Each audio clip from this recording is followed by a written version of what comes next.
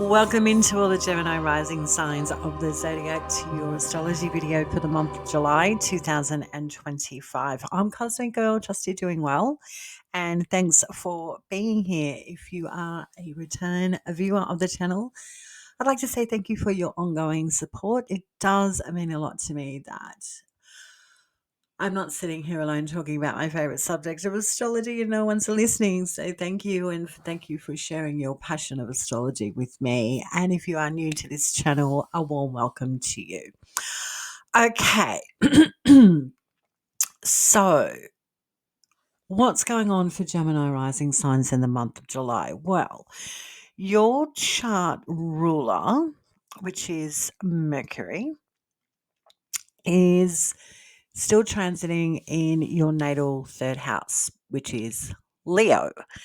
And this month, your guy, Mercury, is going to go into a retrograde. So, working with planets in transits, not only listening to the astrology, what's going on, which I will mention in this video, or what all the aspects and ingresses and lunations mean for your rising sign as a Gemini and the natal houses that these astrological celestial events are happening in for you.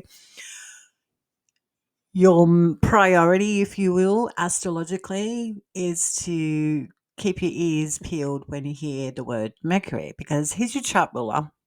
And any aspects or changes that Mercury goes throughout the month of July, that's a good way of working with your guy, like knowing when the wind's at your back, when there's going to be some changes, when there could be fantastic openings, or when days can be a little bit challenging, or you may want to second guess doing something on that day if you've planned something. Not that we die on the sword with astrology, but it's just if we really love and respect the astrological system, then that's what this is about. We want to work with our chart ruler, not against it. So that's how I would follow the planets in transits. So how can it help you knowing where your chart ruler is? Where do you benefit? And what changes are going on? So keeping that in your back pocket, your chart ruler Mercury is still positioned in your natal third house of Leo, which is your natal third house, which is Leo. Now, that means for you as a Gemini rising sign, opening up the month of July, moving into the month of July, your guy is staying put in your natal third house of Leo. Now, that is not indicated with your chart ruler being in the zodiac sign of Leo in your natal third house that it's all going to be about you, because that natal third house is siblings, travel, and education, things that are closer to home. And a natal third house is like where we step outside the family unit, the natal fourth house, and we step into community. We start to spread ourselves out into society. That's the natal third house, where your chart ruler is in Leo for the whole month of July. So think of Mercury, your guy, like he's active, like social events. You're a quick thinker, you're a quick mover, you're sharp as a tack, you're really witty, you have a fantastic sense of humor. You love to have exchanges of ideas and communication, love research and talk. You like to know what's what as a Gemini rising sign. And Mercury is also connected to money. So being in your natal third house of Leo for the whole month of July, then for the Gemini rising signs, the focus, if you will, is on where can you benefit with Leo topics regarding travel, siblings, and education in community. So this would be great for pitching or marketing yourself, bringing in sales, where you can put your best foot forward to stand on a soapbox, sort of stand out from a crowd. So if you have any job interviews or you have a date, you're having an event, then wear something loud and proud. Wear something where you get noticed, because your chart ruler of Mercury in that very flamboyant at times Leo is all about not running with a crowd. It stands out by wearing a fantastic opulent item or a piece of clothing that's like a big statement. It's very royal. That is Leo. And your chart ruler being there then you may benefit from royalties. You may benefit from um, thinking about travel because this is the travel house. Then maybe you're upstepping your style of travel, the vehicle or the mode of traveling. You may buy yourself a first class ticket other than business class.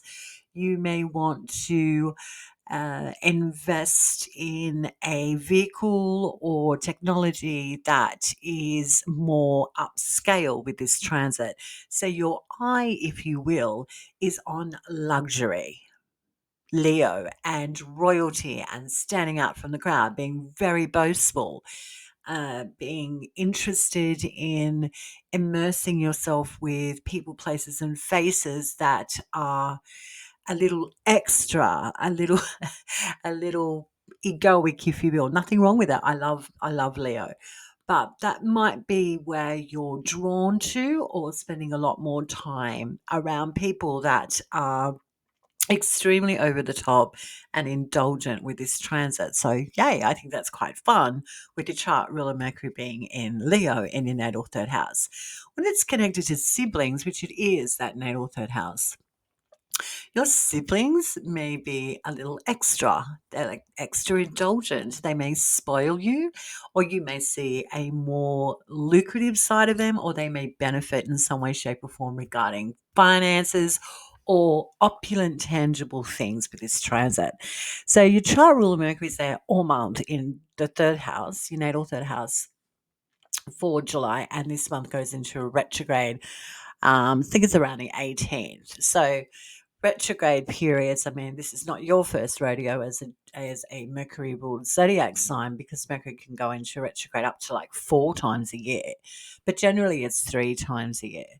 And retrogrades are nothing to be feared. I It's really quite disappointing that a lot of astrologers have put such a negative spin on planets in retrograde, like, oh, everything's going to fall to pieces.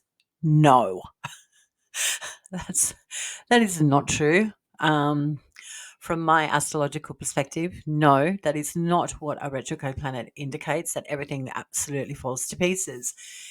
The way I would, kindly explain planets in retrograde to you. So your chart ruler Mercury in the month of June ingressed into Leo, and I paused the video so I can go back and check the actual date for your Gemini rising sign when your chart ruler Mercury did ingress into Leo. It was June 26, 27. And then your guy goes into a retrograde this month on the 18th. And then retrogrades back from 18 degrees to 4 degrees.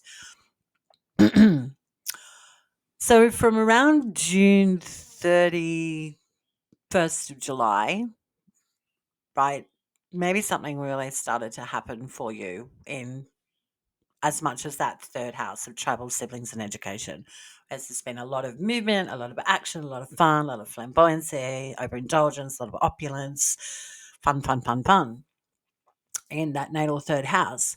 So when your chart ruler goes into a retrograde, that doesn't mean all the fun and what you've been immersing yourself in the natal third house of travel, siblings, and education and community and society falls to pieces. That would be ridiculous.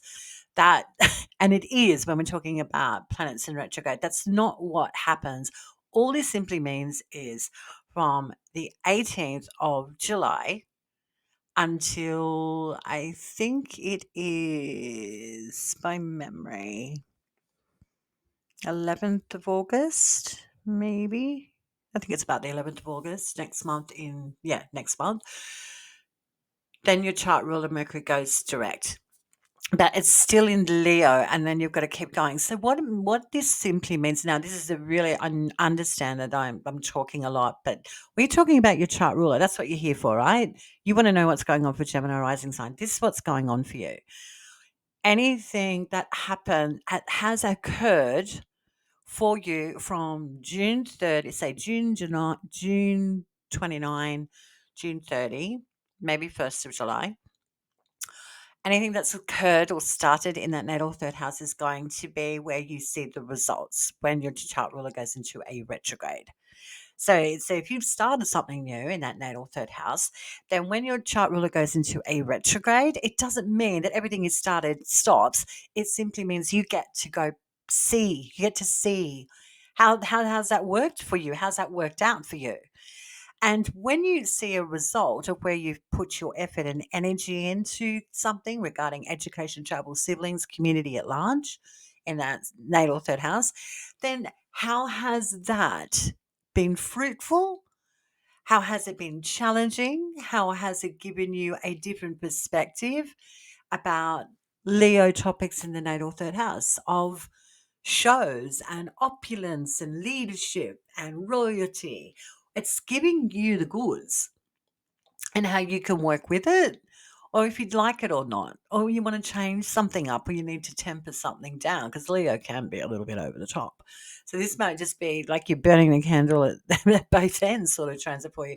And when your chart ruler maker goes into retrograde, you may rethink about uh, do I keep charging forward and keep throwing all my energy into go go go and events and fun, or do I need to pull it back so I can just keep some reserves of energy for me, even though I've got all my social calendar filled up and there's a lot going on? That's all it means. It doesn't mean everything's falling to pieces.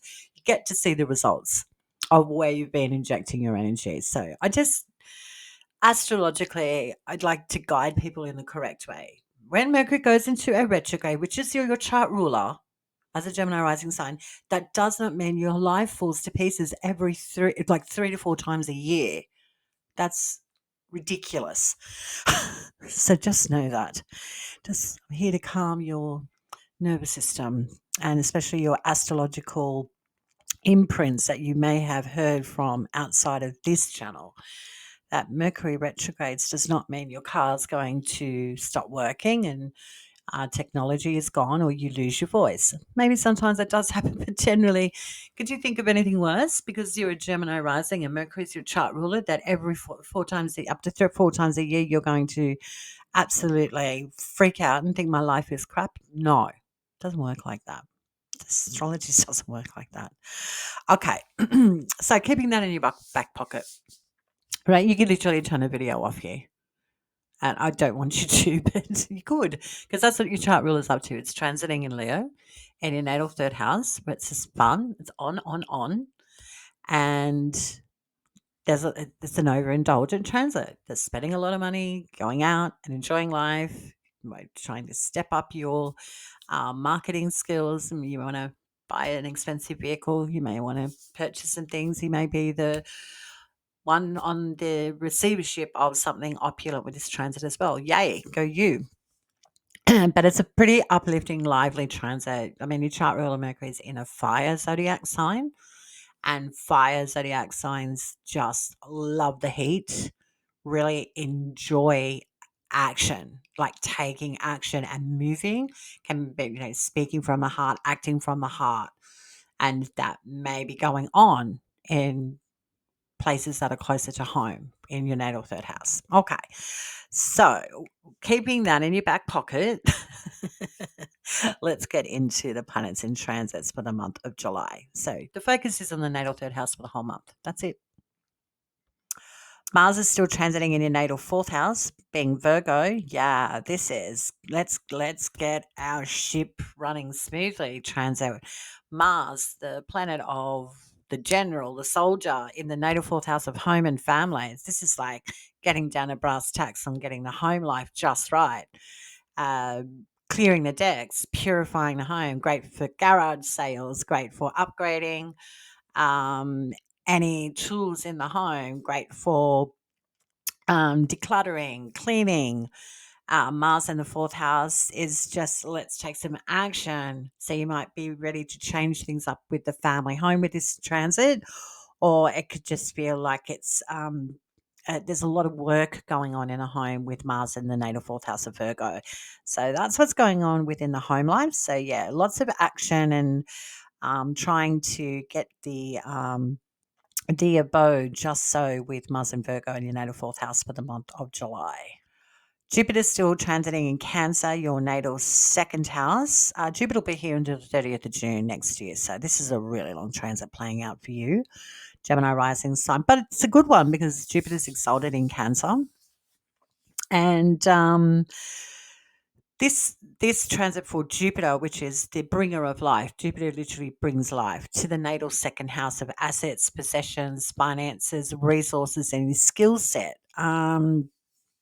Anything regarding like what's coming in and out of your daily checking account. You'll be more hyper vigilant about your expenditure, where you're hemorrhaging money and where you can save it with Jupiter in the second house of Cancer, and really emotionally quite aware of what makes you feel financially nervous or secure with this transit. So you'll have a good gauge on how your finances, assets, possessions, livelihood, and skill sets is supporting you or potentially draining you with this transit. So it's quite good considering that natal second house supports you.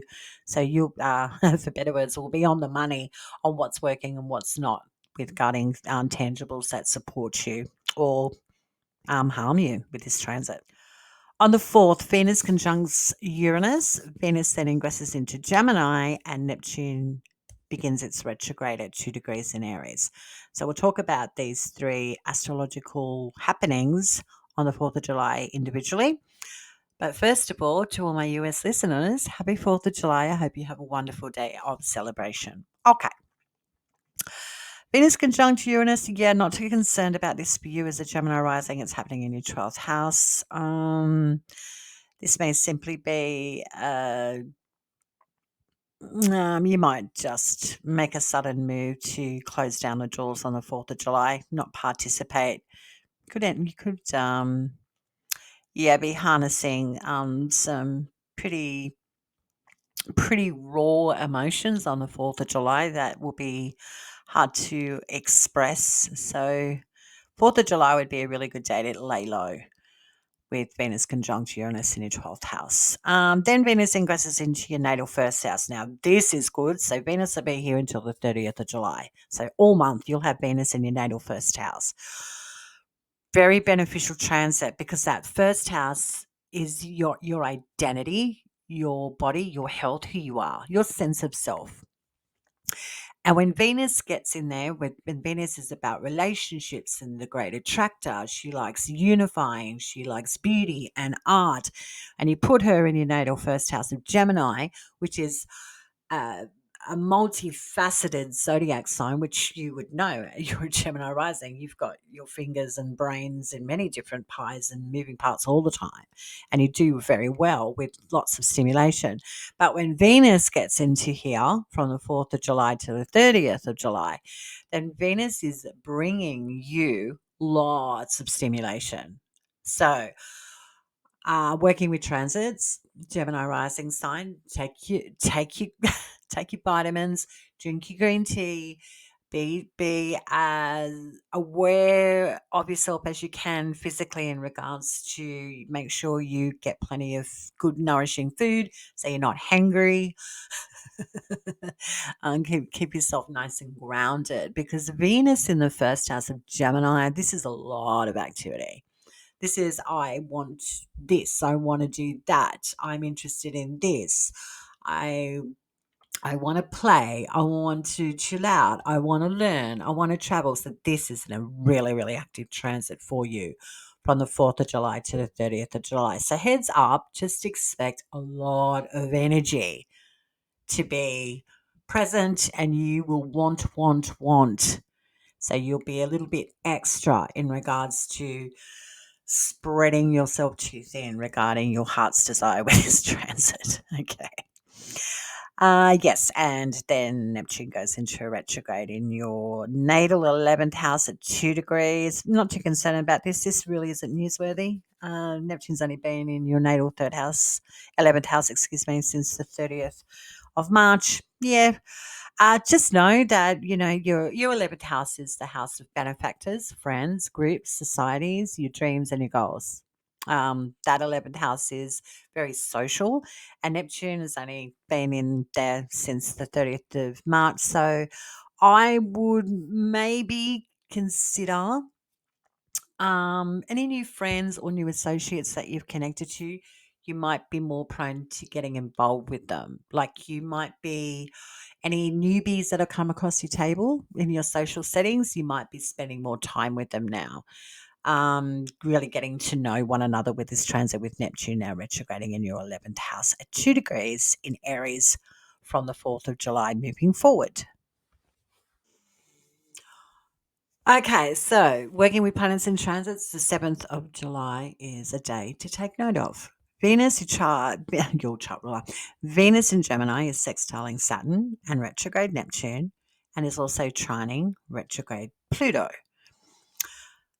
So, in short, with these connections, it's a really good idea to network, um, travel more, move more, communicate more. So, 7th of July would be a great day to plan events, social gatherings, or meetings on the 7th of July with these alignments. Looks really good.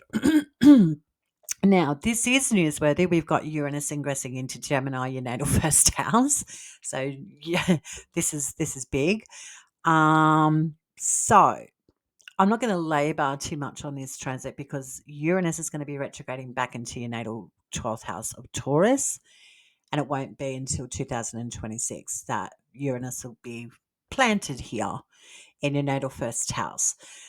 I'm going to do a future video about this transit. So if you're not a subscriber, click the subscribe button, click on the bell notification, and you'll know when I upload new videos. And I will be doing one about this in the future. Okay. Well, we need to talk about it because it's been 84 years and this is big. Okay. Uranus in Gemini, but this is happening in that natal first house. Your identity, your body, your image, your health, who you are. We've already talked about that with Venus transiting here for you. But we're talking about Uranus. Okay, now Uranus is a generational planet. It's an outer planet. Uranus is the great awakener. Uranus is the maverick of the solar system. He is swift, he is odd, he is quick. Just his tonic being in multifaceted Gemini. Better than Taurus, I can say that. Like Uranus has really struggled since 2018, being in that fixed Earth zodiac sign of Taurus, very hard to change.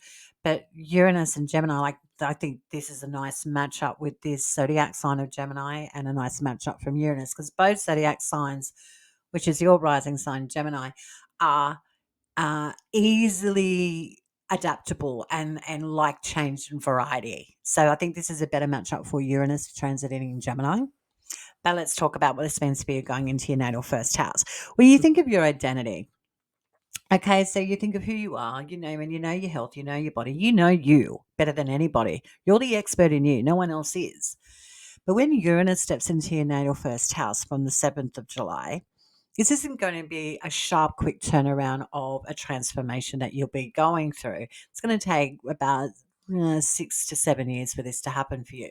So this would be a marker in your journey to date, if you will, Gemini rising sign, where you can consider um, shaking off the shackles, stepping into new skin, and reinventing yourself. And you may not want to, but there might be some parts of your identity, your body, your health, and who you are that you're ready to transform, transmute, and transcend. And Uranus will simply elevate you and assist you in breaking into new terrain, like shooting to a new stratosphere will be easier if you felt like you need a complete overhaul or just want to up level your sense of self and feel good in your skin. So this is fantastic for surgeries, changing of your actual wardrobe, your sexual identity. This also indicates that you might be a pioneer, if you will, for the next generation, being a leader, stepping into a leadership role with this transit with Uranus in your natal first house of Gemini. I like it. But think of the first house of you, Gemini rising sign, and then Uranus gets in, and so this is something that's old hat. This is you, your identity, who you are. No, you know you, and you think, oh, this has been so boring for 84 years, and Uranus goes, yeah, no shit, it's time for something new. Let's get you out of this boxed way of thinking of who you are. the potentials are exponential. So why don't you embrace that and step into new shoes and new roles? Because I'm certainly here to shatter illusions about who you are and what you can do. You can do and be so much more, and I encourage that. So Uranus gives you the wind at your back to be bold and almost take yourself by surprise with this transit. I think it's going to be really, really positive for you. So I'm going to leave it there. Like I said, I didn't want to labor on it because I will do a future video about it. So keep your eyes and ears peeled for upcoming videos about the Uranus transit in Gemini. But a very fortuitous transit for you. Going to be very, very surprising to see shifts and change with your character, your identity, physical body, and your health. Really nice. On the 10th, we have our first lunation of the month. It's a full moon in Capricorn. This one's at 18 degrees and it's happening in your natal 8th house. So the moon is in detriment in Capricorn. Not the best place for the moon to be. But what I do like is that Jupiter is in the moon sign of Cancer, and that's in your natal 2nd house of finances, in short. So, with the full moon in Capricorn, this is about other people's resources, death, and inheritance. That might be the focus of the day. And that doesn't mean when I say death, but don't go, when we have a death, this could be graduating from a debt. This could be graduating from a course. You can finally let go of an asset or a possession that you've had for a while. There could be like you have a sale. You let go of something and you go, yeah, I've made some money on something. So death can be many things, but in the natal 8th house, death represents a shedding of the skin of some sort. And it's Capricorn, ruled by Saturn, which is currently transiting in your natal 11th house. So I wonder if there's a shift on the 10th of July with this full moon in Capricorn lighting up your natal 8th house at 18 degrees. If you're graduating from a friend, a social connection, or potentially a professional ally. So you might be ready to take the reins yourself regarding a job or a friendship. You could also be ending a financial commitment on the 10th of July. So, all in all, I just feel like this, when I'm looking at this from an astrological perspective, that it can feel like a necessary migration away from a social commitment, a friend, a debt, or someone that helps you professionally. And that doesn't mean it has to be negative. You may simply be finishing a coaching course, or you may be finishing a lease with a friend, for example. Death doesn't always mean it's dreadful. Sometimes the things naturally die, so we go into something new. So on the 10th, you just may be ready to let go and start to separate from a debt, a friend, a social connection, or a professional ally. On the 13th, Saturn now retrogrades in Aries, your natal 11th house, joining Neptune retrograde, and Saturn's retrograding at 1 degrees. Again, I don't think this is newsworthy. Saturn hasn't been here long enough to be really impactful. All I can say is maybe your friends, your groups and allies you might start really taking some of them seriously. Who needs to go and who's staying? So that sort of thing. Who's your tribe? Who's your support systems? And you'll be really thinking about this now with Saturn retrograding in your natal 11th house from the 13th of July. Nothing too severe. I think what I'm getting astrologically, I'm not sure. Now, obviously, feel free to leave any comments in the comment section. I don't know if Gemini rising signs are having fluctuations and changes with their career, their friends, and the people that they hang with. And I wonder if there's something big going on there. Okay. On the same day, on the 13th, we've got retrograde Saturn and retrograde Neptune, sextiling retrograde Pluto. Uranus in your natal 1st house is trining retrograde Pluto and sextiling retrograde Saturn and retrograde Neptune. So all in all, on the 13th, this is a great day for you do you. No need to exhaust these alignments. The 13th of July is another day, like earlier in the month, where you just do what you need to do. And the 13th is exactly the same. Chill, plan an event, go to work, whistle while you work, chill out at the end of the day. Nothing too severe here on the 13th. Really nice. Okay, so on the 18th now, your chart ruler Mercury goes into a retrograde. in your natal third house at 15 degrees. It'll go direct next month on August 11 at 4 degrees. And also, Mercury and Venus are hooking up. So your chart ruler is having a really nice conversation with Venus in your natal first house. So this sextile on this day, yeah, you might be ready to communicate, get yourself out there, go to a social event, take a day trip is what I'm getting, or start maybe really immersing yourself in a community or hooking up with different people, places and faces. Nice day for flow on the 18th. So yeah, I talked about your chart ruler Mercury going to a retrograde in Leo at the beginning of the video. No need to labor on it again. You know what's what. This is just all about what's been going on in my local environment with my siblings, travel and education, what I do with the community. How's that been going for me? Do I like it? And where can I preserve my energy to keep enjoying that Leonian side of the third house? So, all in all, not a bad retrograde at all for you. On the 22nd, the sun ingresses into Leo, your natal third house. So, you thought it was exciting. Now it's going to get really exciting because the sun is in domicile in Leo. This is its jam, if you will.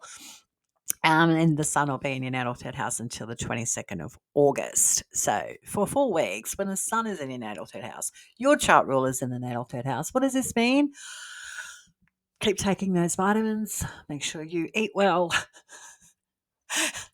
Maybe not spread yourself too thin. Venus is in your first house. It's like, yeah, I want to go, go, go. I love, love, love. And, you got the sun and Mercury, your chart ruler in the natal third. Yeah, this could just be overstimulation for 4 weeks. There's lots going on. So just think of your phone won't stop ringing. The invitations keep flowing. You're in the car all the time. It's going to be on when the sun is in your natal third house on the 22nd of July to the 22nd of August. You can do it. I say that with a lot of love. You can do it, Gemini rising sun, just be exhausted, but your chart ruler Mercury secretly loves action. So you'll be okay with this transit. Just deep breaths and make sure you do a lot of grounding and get some sleep when you can while you're burning the candle at both ends. And also on the 22nd, the sun also sextiles Uranus. Okay, so the sun sextile Uranus in your natal first house. We talked about a transformation, the potential of, stepping into new shoes. Well, on the 22nd, you might be a little bit more devil may care on this day where you might take a bit of a risk. Yeah, good for you. You're in that time of the flow with the planets and transits. It's all, let's just go for it. So with the sun connecting with Uranus, it just looks as if maybe a sudden turnaround with taking a risk, a sibling, travel, or educational opportunity comes across your table and it's quite loud. On the 24th, the sun is trining retrograde Saturn and retrograde Neptune. The sun is opposing retrograde Pluto. Venus is squaring Mars, and we have a new moon in Leo. Okay, a lot going on the 24th of July. In short, things are pretty flowy. There really isn't anything that indicates astrologically here with these alignments there's a problem. Just seems like this is events, this is travel, this is talking, this is a lot going on with these planetary connections. Really nice.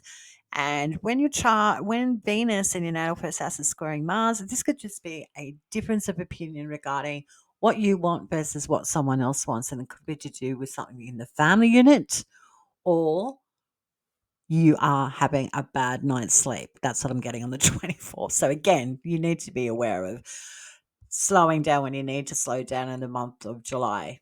You need rest, and this is where it might be all a bit too much on the 24th, where you're just like having arguments. Could be hard to sleep in the home, could be difficult, and a difference of opinion on the 24th being expressed quite loudly.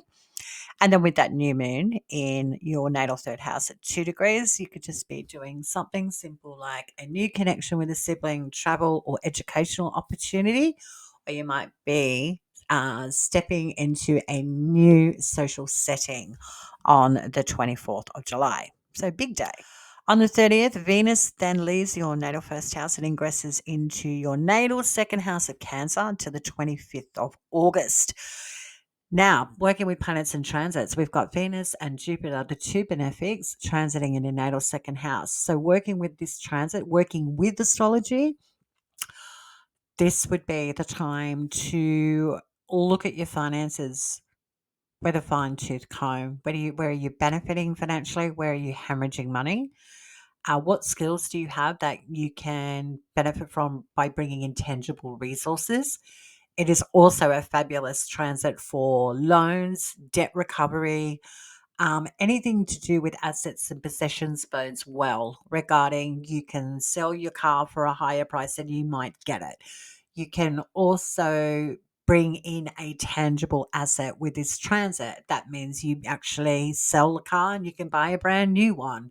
You can purchase something for the family home, or you may be a beneficiary of something within the family financially. Nice transit for you from the 30th of July to the 25th of August when Venus ingresses into Cancer, your natal second house. Money, money, money, honey. The 31st, the last day of the month, we have the Sun conjunct your chart ruler Mercury retrograde. This is a really good day for a heart to heart. A good day for communication. So if you need to plan an event with siblings, travel, or education, whatever it is, this will be the day to communicate and have authentic expression. So great for the written word, the spoken word, and communication in all forms on the 31st of July. Great for important heart to hearts. Really nice. The 31st, the last day of the month, we have the Sun conjunct your chart ruler Mercury retrograde. This is a really good day for. That's your astrology for the month of July, Gemini rising signs. I hope you have a fantastic one. So yeah, I mean your chart ruler's in the natal third house, so that's really good. You sort of know what's going on. There's just a lot of fun and activity and events on the day to day. So just make sure you get plenty of rest at the same time. And if you have any astrological questions, contact me at cosmicgirl101 at protonmail.com. I'd be happy to work with you and assist you if I'm able to. And until next time, Gemini rising signs, stay cosmic.